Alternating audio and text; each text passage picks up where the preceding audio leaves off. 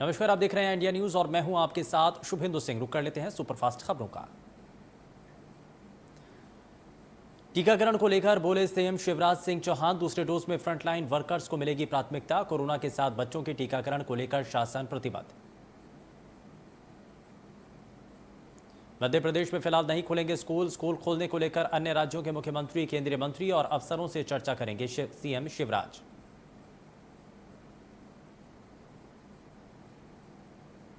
CM Bhupesh की किसानों और पशु पालकों से अपील, पशुओं को खुले में न छोड़ें, गौठानों में भेजें, पशुओं को जरूर लगवाएं टीका। 1 जुलाई से रोका छेका अभियान की शुरुआत। अभियान में आवारा पशुओं को भेजेंगे गौठान। किसानों की फसल बचाने के लिए सीएम की पहल। दिग्विजय सिंह के क्लब हाउस चैट मामले पर मध्य प्रदेश शासन में गृह मंत्री डॉक्टर नरोत्तम मिश्रा का बयान। कहा, दिग्विजय सिंह चर्चा में बने रहने के लिए पुलिस विभाग के साइबर सेल जाते रहे हैं, वो पहले भी ऐसा कर चुके हैं। वहीं पीवी नरसिम्हा राव की जयंती पर नरोत्तम मिश्रा ने कांग्रेस पर भी निशाना साधा। उन्होंने कहा कि कांग्रेस वाले नेहरू, इंदिरा और राजीव के अलावा किसी को मानते ही नहीं हैं। नरोत्तम मिश्रा ने महिलाओं के कम वैक्सीनेशन पर सफाई देते हुए कहा कि जब पुरुषों की वैक्सीन लग जाएगी तो महिलाएं भी आएंगी। भारत का समाज ऐसा है।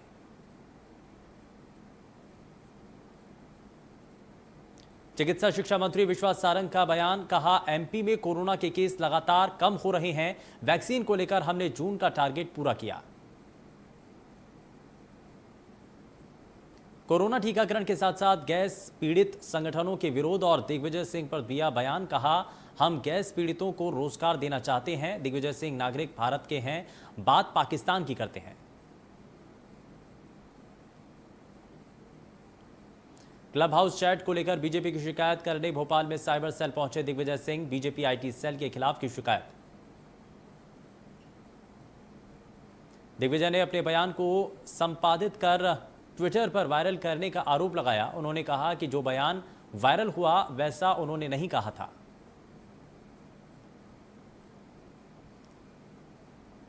मनावर बीजेपी पूर्व कैबिनेट मंत्री रंजना बघेल और वरिष्ठ बीजेपी नेता नारायण सोनी के बीच आपसी बहस का वीडियो सोशल मीडिया पर वायरल हुआ। धार सांसद छतर सिंह दरबार की मौजूदगी में महिला मंडल सुरमा मौर्य को लेकर हुई बहस।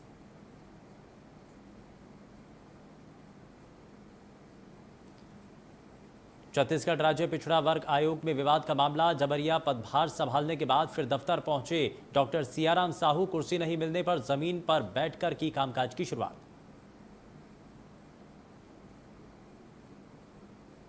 एमपी के उच्च शिक्षा मंत्री मोहन यादव का बयान। बीए, बीकॉम, बीएससी करने का नहीं कोई फायदा, तकनीकी शिक्षा की तरफ बढ़े छात्र।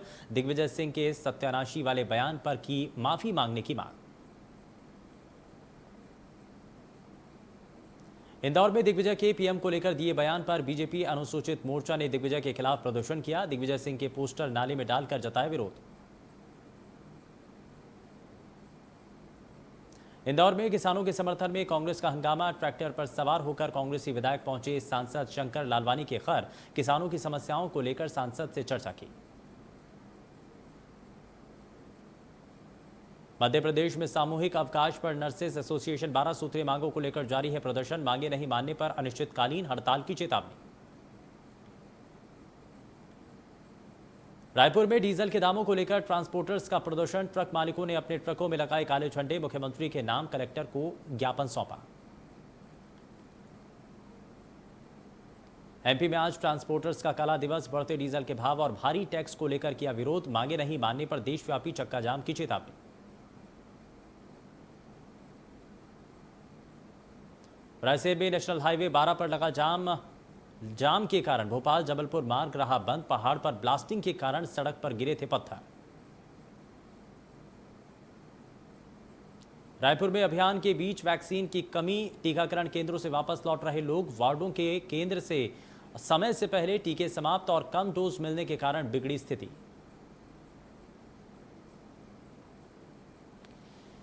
रायपुर में अब तक ब्लैक फंगस के 353 मरीज आए सामने। अब तक 53 मरीजों की हो चुकी है मौत। 84 मरीज स्वस्थ होकर लौटे घर। लोग फंगस का इलाज महंगा होने से निजी अस्पताल से कतरा रहे हैं। सरकारी अस्पताल में लगातार मरीजों की बढ़ रही संख्या, 209 मरीजों का इलाज जारी, 220 मरीजों का हुआ ऑपरेशन।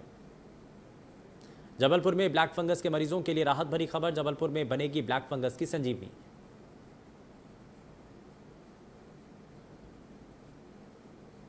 राष्ट्रपति रामनाथ कोविंद रविवार को अपनी कर्मस्थली कानपुर देहात के पोखराया पहुंचे। राष्ट्रपति के साथ उनकी पत्नी सविता कोविंद और बेटी राज्यपाल आनंदीबेन पटेल और मुख्यमंत्री योगी आदित्यनाथ भी कार्यक्रम में शामिल हुए। पोखराया में मुख्य कार्यक्रम से पहले राष्ट्रपति ने अपने कुछ खास पुराने परिचितों दोस्तों से मुलाकात की। वहीं राष्ट्रपति ने पोखराया में सरदार वल्लभ भाई पटेल की प्रतिमा का अनावरण किया। आज राष्ट्रपति रामनाथ कोविंद लखनऊ की 2 दिवसीय यात्रा पर हैं। लखनऊ में राजभवन में राष्ट्रपति की कुछ विशिष्ट अतिथियों के साथ चाय पर चर्चा।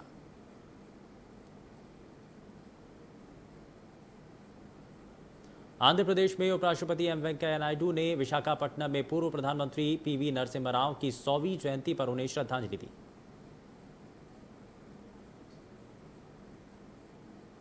लद्दाख में रक्षा मंत्री राजनाथ सिंह ने सीमा सड़क संगठन द्वारा निर्मित 63 बुनियादी परियोजनाओं का उद्घाटन किया। कहा कि जिन सड़कों का निर्माण बीआरओ कर रहे हैं वो देश के विकास की गति को बढ़ाने वाले हैं। लंबे इंतजार के बाद भक्तों के लिए बाबा महाकाल का दरबार आज से खुला। कोरोना की दूसरी लहर के बाद महाकाल के दरबार में सुबह 6 बजे से रात 8 बजे तक भक्तों की एंट्री होगी। भक्तों को 7 स्लॉट में बाबा के दर्शन करवाए जाएंगे। एक स्लॉट में 500 भक्तों को ही मंदिर में प्रवेश मिलेगा। साथ ही इसके लिए पहले से ऑनलाइन बुकिंग जरूरी होगी। मंदिर में प्रवेश के लिए भक्तों को वैक्सीनेशन सर्टिफिकेट के साथ 48 घंटे के अंदर करवाई गई कोरोना की जांच रिपोर्ट दिखानी होगी। गर्भगृह और नंदी हॉल में प्रवेश वर्जित रहेगा। भक्त केवल गणेश मंडप में बाबा के दर्शन कर पाएंगे। भिंड जिला मुख्यालय से 15 किलोमीटर की दूरी पर इगुरी बगुलरी गांव के मोजी से अचानक जमीन में 200 मीटर से अधिक की दरार आई। दरार 1 फीट से अधिक चौड़ी है और काफी गहराई तक जमीन फटी दिखाई दे रही है। जिस जगह पर जमीन फटी है वो इगरू गांव की स्कूल से कुछ ही दूरी पर है। ग्रामीणों ने बताया कि जब खेतों में पशु चराने के लिए चरवाहे गए तब फटी हुई जमीन देखी गई। तब से जमीन फटने का आकार और भी बढ़ता गया है। फटी जमीन स्थानीय लोगों के लिए कौतूहल का विषय बन गई है और आसपास के गांव के लोग जमीन को देखने के लिए आ रहे हैं। कुछ ग्रामीणों ने उस फटी जमीन का वीडियो बनाकर सोशल मीडिया पर वायरल किया।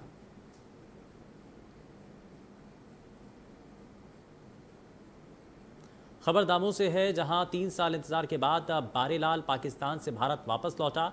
बारेलाल की वतन वापसी से खैर और गांव में खुशी की लहर है।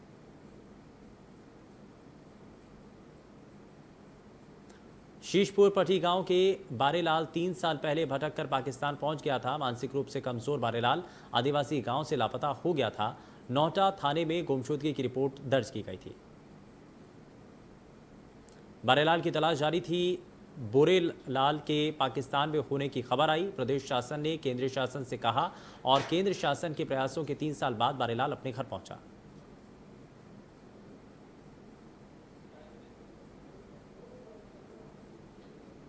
छत्तीसगढ़ में बारिश को लेकर मौसम विभाग ने अलर्ट जारी किया। बस्तर संभाग में तेज बारिश का पूर्वानुमान। राज्य के ऊपर बना हुआ है चक्रवाती घेरा।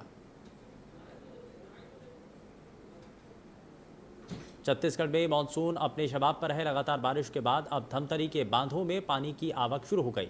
रविशंकर सागर परियोजना के तहत 4 बांध आते हैं, जिनमें गंगरेल बांध और दुधवा सोंढूर बांध शामिल हैं।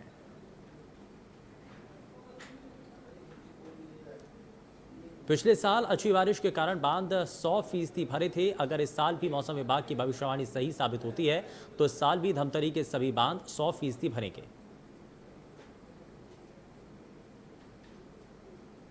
महासमुंद जिले में गार्डन बनाने के नाम पर उद्यानिकी विभाग से लाखों रुपए के भ्रष्टाचार का मामला सामने आया, जहां पौधा लगाने, गार्डन घेरा करने, काली मिट्टी, रेत, सीमेंट के नाम पर 36 लाख रुपए खर्च कर दिए गए। मामले की जांच कराने और दोषियों पर कार्रवाई करने की मांग की गई। वहीं उद्यानिकी विभाग के आला अधिकारियों का कहना है कि मामले की जांच की जा रही है। जांच के बाद ही आगे की कार्रवाई की जाएगी। मुरैना में मिट्टी भरने के दौरान हुआ हादसा। जेसीबी ने ट्रैक्टर ट्रॉली को मारा था धक्का। ट्रैक्टर ट्रॉली के नीचे दबने से चालक की मौत। सबलगढ़ थाना क्षेत्र के काजौना खाटी का मामला। जेसीबी चालक मौके से फरार। धमतरी में अज्ञात वाहन की टक्कर से तेंदुए की मौत। उत्तर सिंहपुर रेंज की घटना। वन विभाग ने तेंदुए का करवाया पोस्टमार्टम। मगरलोड थाना क्षेत्र का मामला। धमतरी अज्ञात वाहन की टक्कर से तेंदुए की मौत।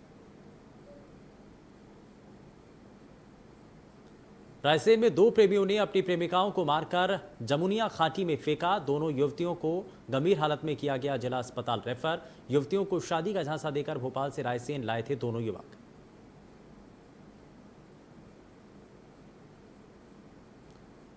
जगदलपुर के ग्राम धुरगुड़ा में हुई महिला की हत्या की गुत्थी को कोतवाली पुलिस ने चंद घंटों में सुलझाया।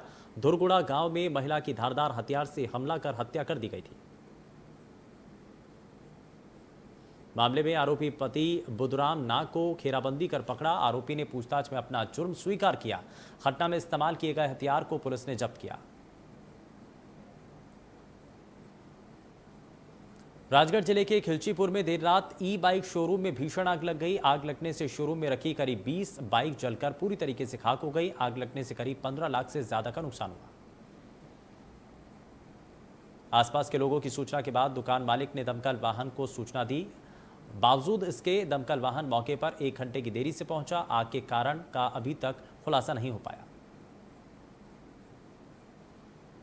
नीमच शहर में बच्चों के मामूली विवाद के बाद 2 समुदायों में हुआ जमकर पथराव। मामला इतना बढ़ गया कि पुलिस को मोर्चा संभालना पड़ा, जिसमें 6 लोग घायल हो गए। सूचना मिलते ही बड़ी संख्या में पुलिस बल वहां पहुंचा, जिसे देखकर हमलावर भाग गए। भागते हुए एक युवक को पुलिस ने पकड़ लिया। पुलिस ने मामले में 7 आरोपियों को हिरासत में लिया।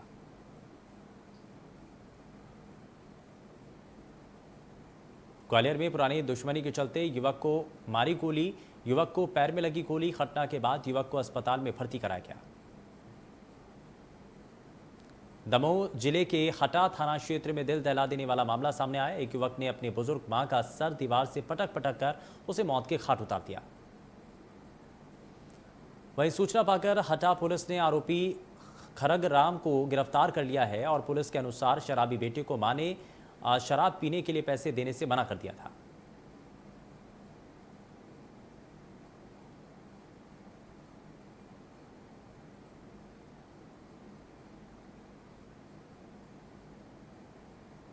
पन्ना में जंगल सफारी के दौरान पर्यटकों के आकर्षण का केंद्र बने बाघ। पानी में अटखेलियां करते 3 बाघों की तस्वीरें कैमरे में कैद।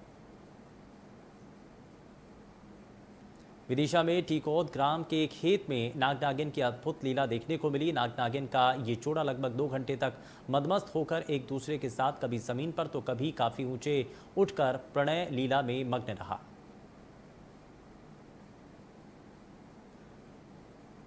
सूरजपुर में हाथी दांत के साथ 3 आरोपी गिरफ्तार। आरोपियों ने काटकर छुपा दिए थे हाथी के दांत।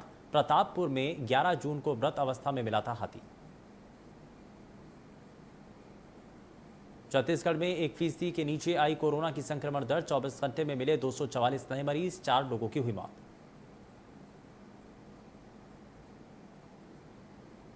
पटना में बीजेपी के राष्ट्रीय अध्यक्ष जेपी नड्डा ने वीडियो कॉन्फ्रेंसिंग के जरिए बिहार बीजेपी कार्य समिति की बैठक को संबोधित किया।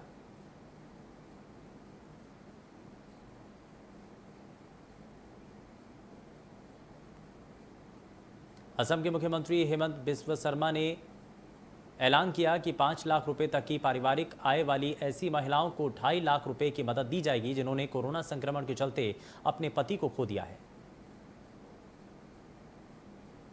आगामी उत्तर प्रदेश विधानसभा चुनाव में असदुद्दीन ओवैसी की पार्टी ओम प्रकाश राजभर की सुहेलदेव भारतीय समाज पार्टी के साथ गठबंधन करेगी। ओवैसी ने ऐलान किया कि ऑल इंडिया मजलिस से इत्तेहादुल मुस्लिमीन चुनाव में अपने 100 उम्मीदवार उतारेगी। उन्होंने साफ किया कि उनकी पार्टी की किसी और पार्टी से चुनाव या गठबंधन के सिलसिले में कोई बात नहीं हुई है। पंजाब में अंतर्कलह से जूझ रही कांग्रेस को बड़ा झटका। बटाला के सीनियर कांग्रेस नेता और पूर्व पर्यटन मंत्री अश्वनी सेखड़ी शिरोमणि अकाली दल में होंगे शामिल। सुखबीर सिंह बादल चंडीगढ़ में इसका औपचारिक ऐलान करेंगे। पंजाब के माझा इलाके में अश्वनी सीखड़ी कांग्रेस का हिंदू चेहरा थे। 2002 की अमरिंदर सिंह की सरकार में वो पर्यटन मंत्री रह चुके हैं। भारत में ट्विटर की ओर से अपॉइंट किए गए ग्रीवेंस ऑफिसर ने नियुक्ति के एक हफ्ते बाद ही अपना पद छोड़ दिया है। उनका काम यूजर की शिकायतें सुनना है। सूत्रों के मुताबिक धर्मेंद्र चतुर को हाल ही में ट्विटर ने भारत में अंतरिम ग्रीवेंस ऑफिसर नियुक्त किया था। सोशल मीडिया कंपनी की वेबसाइट पर अब उनका नाम नहीं दिख रहा है। ट्विटर ने 5 जून को सरकार की ओर से जारी आखिरी नोटिस के जवाब में कहा था कि वो नए आईटी नियमों का पालन करने का इरादा रखता है और चीफ कंप्लायंस ऑफिसर की डिटेल शेयर करेगा।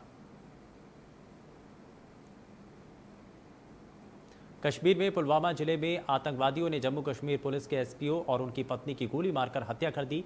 अवंतीपोरा के हरीपरी गांव के एसपीओ फयाज अहमद के घर में घुसकर आतंकियों ने अंधाधुंध फायरिंग की। हमले में 41 साल के अहमद, उनकी पत्नी और बेटी गंभीर रूप से घायल हो गए। बाद में अहमद और उनकी पत्नी ने दम तोड़ दिया। कश्मीर जोन पुलिस के मुताबिक इलाके की घेराबंदी कर ली गई।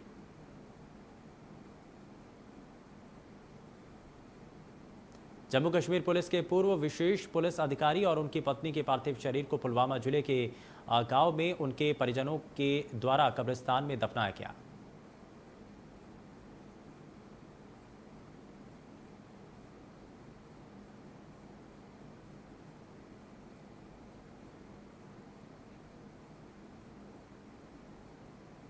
डोगरा फ्रंट के कार्यकर्ताओं ने जम्मू हवाई अड्डे पर हुए विस्फोट और पुलवामा में जम्मू कश्मीर पुलिस के विशेष पुलिस अधिकारी फयाज अहमद की हत्या को लेकर पाकिस्तान के खिलाफ जम्मू में विरोध प्रदर्शन किया।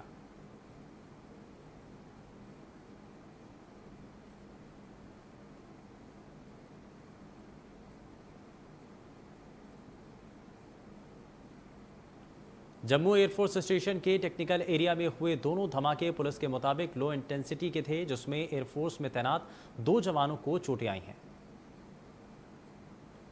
5 मिनट के अंतराल पर 2 ब्लास्ट हुए। पहला ब्लास्ट परिसर की बिल्डिंग की छत पर और दूसरा नीचे हुआ। विस्फोट करने के लिए 2 ड्रोन इस्तेमाल किए गए थे। आशंका है कि विस्फोट वाले इलाके में खड़े एयरक्राफ्ट उनके निशाने पर थे। भारतीय वायुसेना के चीफ मार्शल RKS भदौरिया ने हमले में घायल एयरफोर्स के दोनों जवानों से फोन पर बात की। भदौरिया इस समय बांग्लादेश में हैं। अधिकारियों के मुताबिक दोनों जवान डॉक्टरों की निगरानी में ही हैं और ठीक हैं।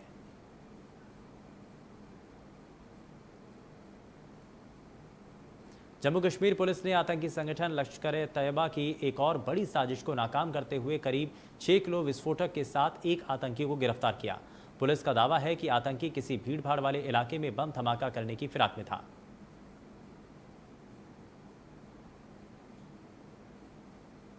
कांग्रेस नेता राहुल गांधी ने प्रधानमंत्री नरेंद्र मोदी के मन की बात कार्यक्रम के बीच कोरोना टीकाकरण की रफ्तार को लेकर सरकार पर निशाना साधा।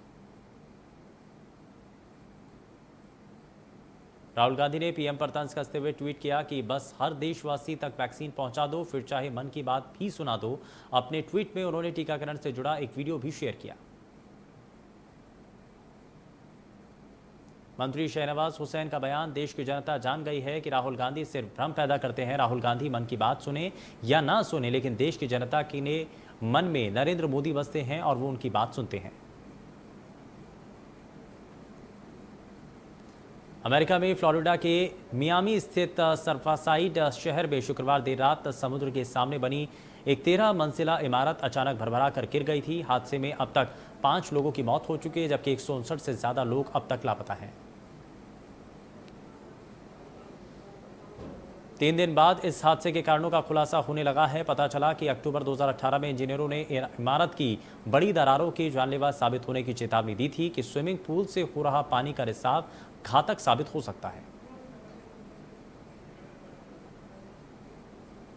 केंद्र सरकार ने कोविड-19 के खिलाफ जुलाई में सभी राज्यों और केंद्र शासित प्रदेशों को 12 करोड़ वैक्सीन की डोज देने का फैसला किया है।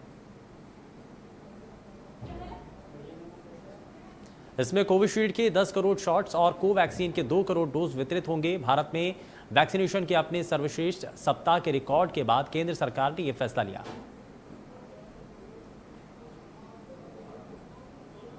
भारत में कल कोरोना वायरस के लिए 15,70,515 सैंपल टेस्ट किए गए। अब तक कुल 40,63,71,279 सैंपल टेस्ट किए जा चुके हैं। देश में पिछले 24 घंटे में कोरोना वायरस की 17,21,268 वैक्सीन लगाई गई, जिसके बाद कुल वैक्सीनेशन का आंकड़ा अब बढ़ चुका है। देश में वैक्सीनेशन का आंकड़ा लगातार बढ़ता नजर आ रहा है।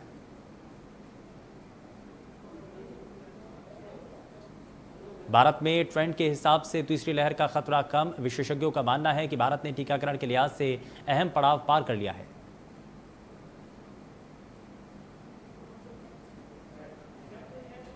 भारत में 46,148 नए मामले सामने आने के बाद कुल पॉजिटिव मामलों की संख्या 3,02,79,000 के लगभग है।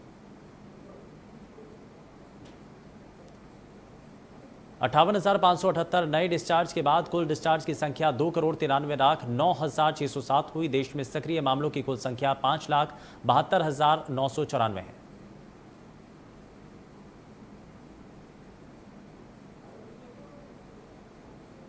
ब्रिटेन में कोरोना की तीसरी लहर तेज होती जा रही है। यहां शनिवार को 18,270 संक्रमितों की पहचान हुई थी। इस दौरान 1,961 लोग ठीक हुए और 23 लोगों की जान गई। नए संक्रमितों का ये आंकड़ा पिछले 140 दिनों में सबसे ज्यादा है।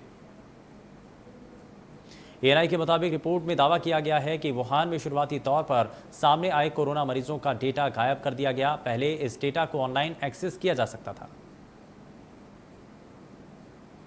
अब डेटा को पूरी तरह से हटा दिया गया। ये खुलासा अमेरिका के सिएटल के Fred Hutchinson cancer research centre के वायरोलॉजिस्ट जेसी ब्लूम ने अपनी रिपोर्ट में किया है।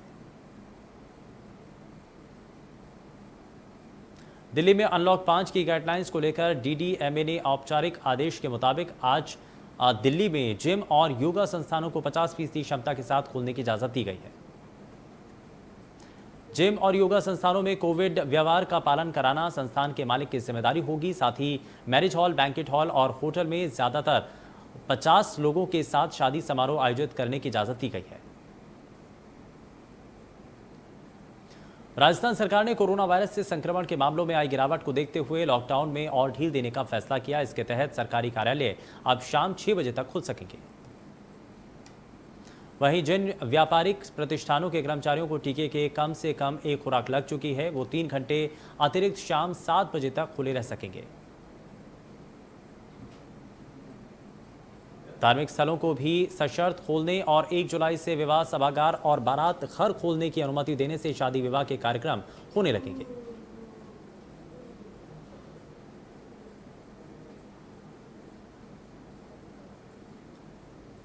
राजस्थान सरकार द्वारा आज से धार्मिक स्थलों को फिर से खोलने की अनुमति मिलने के बाद श्रद्धालु आज सुबह अजमेर शरीफ दरगाह पर नमाज अदा करने पहुंचे। कर्नाटक में अधिक संख्या में लोगों के कोरोना से ठीक होने के बाद राज्य सरकार ने आज से मैरिज हॉल, होटल, रिजॉर्ट और फंक्शन हॉल में विवाह समारोह की अनुमति देकर कोविड प्रतिबंधों में और ढील दी है। तमिलनाडु सरकार ने लॉकडाउन के प्रतिबंधों में और ढील देने का निर्णय शुक्रवार को लिया, जो आज से हुआ प्रभावी।